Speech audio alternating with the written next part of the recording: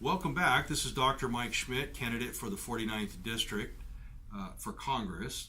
I want to pick up where we left off the last video. We talked about how this is going to be a socialist takeover of healthcare. Where again, we're talking about House Resolution 676, commonly referred to as Medicare for All.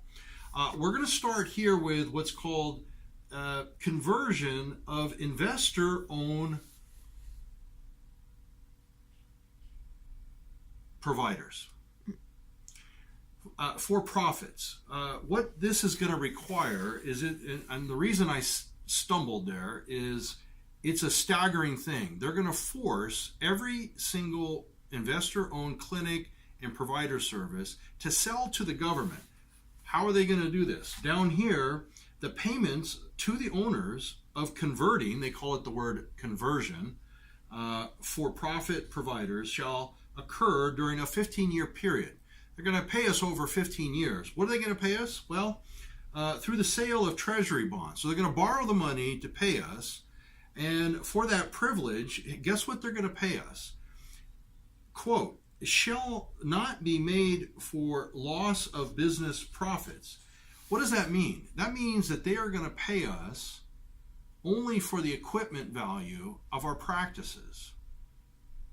And this conversion is done, and it's mandatory. If we talked in the last video about legally providing service as a practitioner, has nothing to do with scope of practice. We're all licensed.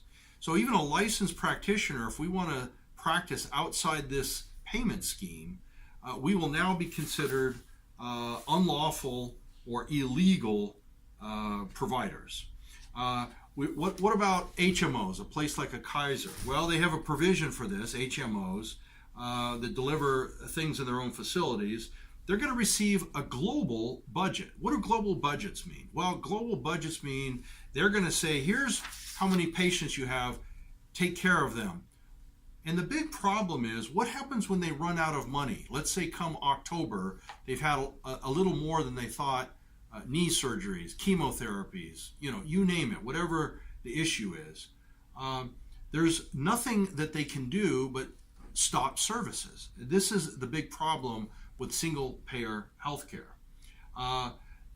Other types of HMOs are group HMOs, and they use services delivered by non-employees.